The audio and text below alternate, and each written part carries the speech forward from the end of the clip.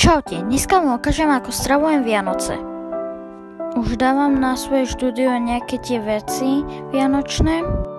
Keď sneží, tak chodím aj von niekedy.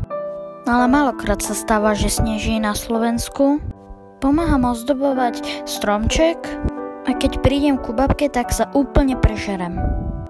Mikuláš. Pozriem sa do boty a vidím tam Kinder a nejaké tie čokolády. Idem do školy a vôbec sa neteším.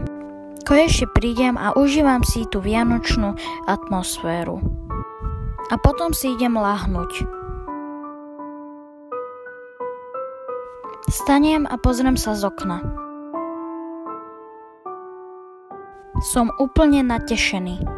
Vybehnem von a hrajem sa. Zobudím sa o 8:00 a hrajem sa až do obeda, dokým ma nezavolá mama na obed. Najem sa a idem hneď von zasa. Potom ideme na trhy a kúpim tam takého plišáka. A keď prídeme, tak si idem ľahnúť. A toto je naša fotka, ako vyzerá naša obývačka. Štedrý deň. Najeme sa a ideme rozbaliť darčeky. Silvester. Kúkame vianočné rozprávky od 8:00 do 23:58. A potom ideme kúkať Silvester.